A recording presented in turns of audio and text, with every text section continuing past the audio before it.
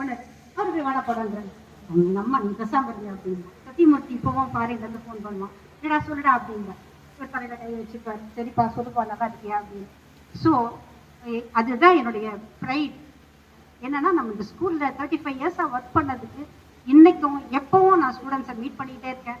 So அது வந்து எனக்கு இந்த ஸ்கூலோட நினைவறைகள் கொடுத்துட்டே இருக்கு. அது வந்து எனக்கு ஒரு ப்ளசண்ட்.